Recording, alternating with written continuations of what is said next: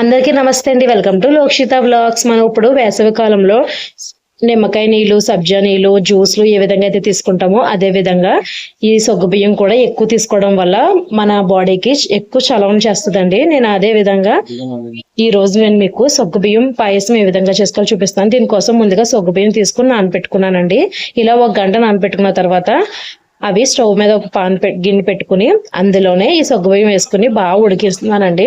ఇలా ఉడికిపోతాయి, ఎందుకంటే ఫస్ట్ నానబెట్టుకున్నాం కాబట్టి ఫాస్ట్ గా ఉడికిపోతాయి. ఇలా ఉడకపెట్టుకున్న తర్వాత అందులో తగినన్ని పాలు వేసుకోవాలి. మనకి పలచగా ఉండాలంటే పాలు తక్కువ వేసుకుని నీళ్ళు ఎక్కువ వేసుకోవాలి. లేదు చిక్కగా ఉండాలంటే పాలు ఎక్కువ వేసుకుంటే సరిపోద్దండి. నీళ్ళు వేసుకోకుండా ఆటోమేటిక్ గా చిక్కదనం వచ్చేస్తుంది.